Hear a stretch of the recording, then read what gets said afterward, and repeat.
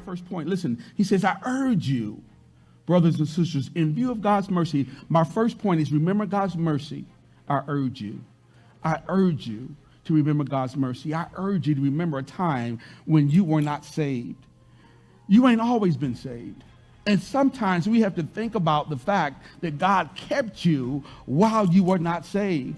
He didn't just keep you while you were not saved. He kept you while you were still sinning. See, we say we weren't saved, but we don't say we weren't saved and still sinning.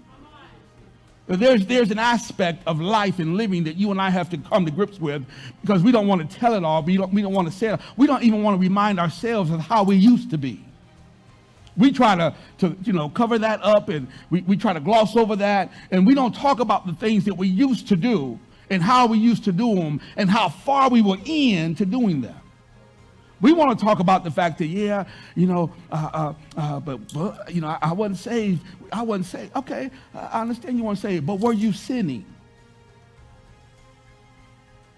That's what we have to come to talk about. And that's what we have to come and remember God's mercy. That's the first point. Remember God's mercy. Remember God's mercy. I urge you. Remember God's mercy when you look at other people. Remember God's mercy when you see other things on the news. Remember God's mercies when you see people acting like they should not. Remember God's mercy when the world does what the world does. Remember God's mercy.